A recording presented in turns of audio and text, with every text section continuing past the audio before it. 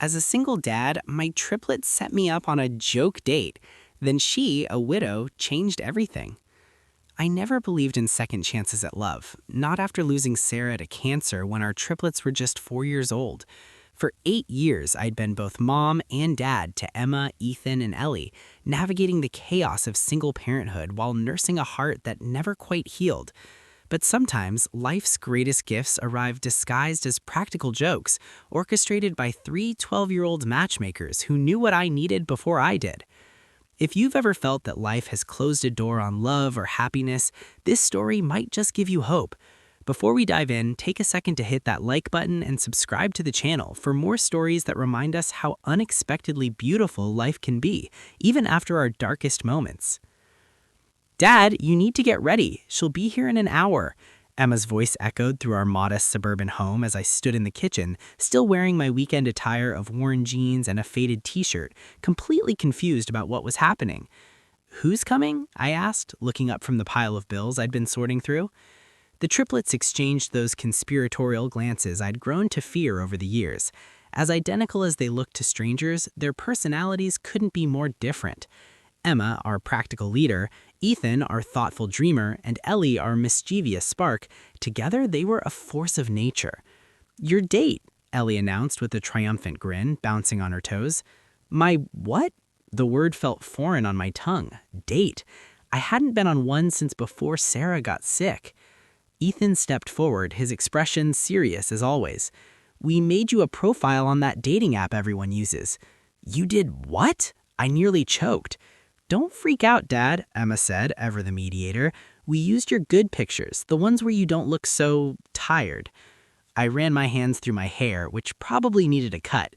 "This isn't funny, guys. You can't just—" "Her name's Rebecca," Ellie interrupted with a triumphant grin, bouncing on her toes. "She's a kindergarten teacher and she's coming at 7 for dinner." My mouth fell open. "You invited a complete stranger to our house?" "She's not a stranger," Ethan corrected. "We've been messaging her for 2 weeks." Pretending to be me? The horror of the situation was sinking in. That's catfishing. That's illegal, or at least really unethical. Emma rolled her eyes in that preteen way that made me feel simultaneously ancient and incompetent. "We didn't pretend to be you exactly. We were very clear that we were your kids setting up your profile. She thought it was sweet." "Sweet?" I echoed weakly.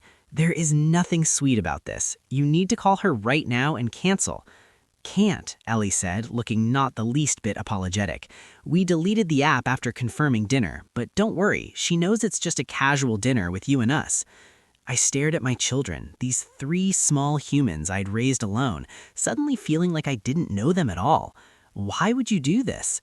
The playfulness faded from their faces, replaced with something that made my heart ache.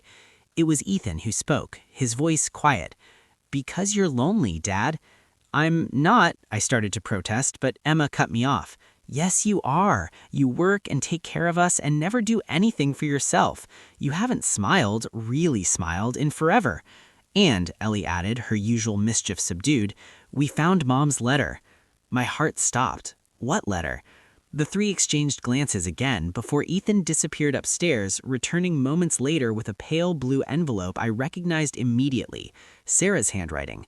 I'd hidden it in my dresser drawer years ago, unable to bring myself to read her final words to me after she was gone. "You didn't mean to snoop," Emma said softly. "We were looking for the Christmas decorations last month and found it." I took the envelope with trembling hands. "You read it?" They nodded in unison. "Mom wanted you to be happy again," Ellie said. "She made us promise to make sure you didn't spend your life alone." I sank into a kitchen chair, the weight of their words, of Sarah's unread words, pressing on my chest. "I can't just replace your mother." "That's not what she wanted," Emma said, sounding so much like Sarah it hurt. "She wanted you to find room in your heart for someone else too. She said love doesn't divide, it multiplies." Tears burned behind my eyes as I looked at these 3 miracles we'd created together. "I need to read this," I said finally, holding up the letter. "There's no time," Ellie said, checking the Mickey Mouse watch she had refused to part with since she was 6. "Rebecca will be here in 53 minutes and you need a shower." I stood under the hot spray, letting the water wash away the shock and, if I'm honest, the fear. 8 years of being solely focused on raising the kids, on survival, on making sure Sarah's absence didn't destroy them. I'd never allowed myself to consider moving forward romantically. It felt like betrayal. As I dressed in the one decent button-down shirt I owned, I finally opened Sarah's letter. Her handwriting, once so familiar, now seemed like a relic from another life. My dearest Jack, if you're reading this, I'm gone, and I'm so sorry for that. I'm sorry for all the moments we won't share, for missing our babies growing up, for leaving you to carry this burden alone. But knowing you, you've been carrying it beautifully because that's who you are, the strongest, kindest man I've ever known. I need you to promise me something. Don't make my death the end of your story too. The kids will need you to show them that life goes on, that love continues, that happiness can be found again even after terrible loss. And you, my love, deserve that happiness too. I'm not asking you to forget me. I'm asking you to honor what we had by being brave enough to open your heart again someday. Find someone who makes you laugh, who challenges you, who loves our children, someone who understands that your love for me doesn't diminish your capacity to love again. Love doesn't divide, it multiplies. There's room in your enormous heart for another chapter. All my love, always, Sarah. I folded the letter carefully, my vision blurred with tears. 8 years I avoided reading these words, afraid they would break me all over again. Instead, they felt like permission I hadn't realized I was waiting for. The doorbell rang, jolting me back to the present crisis. I quickly wiped my eyes and headed downstairs where the triplets were already opening the door. And there she was, Rebecca, tall with warm brown eyes and a hesitant smile, holding a bouquet of daisies and looking as nervous as I felt. "You must be Jack," she said, her voice soft but steady. "Your children have told me so much about you." "All good things, I hope," I managed, shooting a warning glance at the triplets who were watching this exchange with undisguised interest.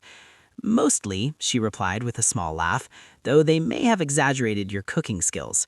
"Oh, they definitely did," I admitted, feeling a strange lightness. "I hope you like slightly burned lasagna." Her smile widened. "It's my favorite kind." Dinner was a disaster, of course. The lasagna was indeed burned on the edges and still frozen in the middle. The salad was wilted because I'd forgotten to put it in the refrigerator after buying it that morning. The garlic bread was charred beyond recognition. But Rebecca laughed, a genuine, warm laugh that seemed to brighten our dining room, and pulled a box of cookies from her purse. "I had a feeling we might need a backup plan," she said with a wink to the kids.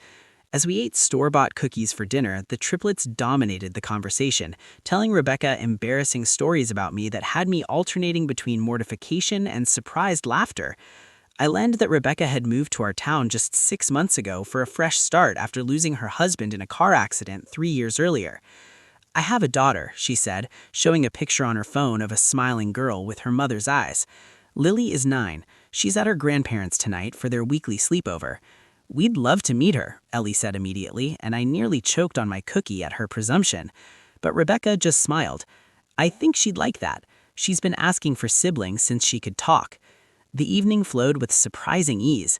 After dinner, the triplets insisted we play their favorite board game, and Rebecca proved to be fiercely competitive, talking in a way that had all of us in stitches. By the time she was preparing to leave, something had shifted in our house, as if a window had been opened in a room that had been closed for too long, letting in fresh air. At the door, away from the kids' prying eyes, Rebecca turned to me. "I should confess something," she said. "I knew this was a setup by your kids from the beginning." "I'm so sorry about that," I started, but she shook her head. "Don't be. It was the sweetest thing anyone's done for me in a long time." She hesitated. "My daughter actually helped me pick out what to wear tonight. She's been worried about me being alone, too." I felt a smile tugging at my lips. "Sounds like we've both been ambushed by well-meaning children." "The best kind of ambush," she agreed. Then more seriously, "I know what it's like, Jack, to lose the person you thought you'd grow old with, to try to be everything for your child while feeling like you're barely holding it together." "Does it get easier?" I asked, the question I'd been asking myself for 8 years. "Not easier," she said thoughtfully. "Different. The grief changes shape. It makes room for other things." She glanced back towards the living room where the triplets were pretending not to eavesdrop. "They're amazing, by the way. You've done an amazing job." "They're pretty special," I agreed, "even when they're meddling in my personal life." Rebecca laughed again, and I realized I wanted to hear that sound more. Would you like to have dinner again sometime? I asked, surprising myself with my boldness. Maybe with all the kids, and possibly takeout instead of my cooking. Her smile was answer enough. That first dinner led to a second, this time with Lily joining us. She and the triplets hit it off immediately, bonding over their shared experience of having a sad parent, as Lily dubbed it. While the kids played video games, Rebecca and I talked for hours, discovering all the things our children hadn't covered in their matchmaking efforts. We moved slowly, both of us carrying the weight of our past loves, both of us parents first. Our third date was a picnic in the park with all the kids. Our fourth was a school fundraiser we both had to attend anyway. By the fifth, we'd established a comfortable rhythm, our two broken families gradually intertwining. It wasn't always smooth. The first time I kissed Rebecca goodnight, I was overwhelmed with guilt afterward, lying awake all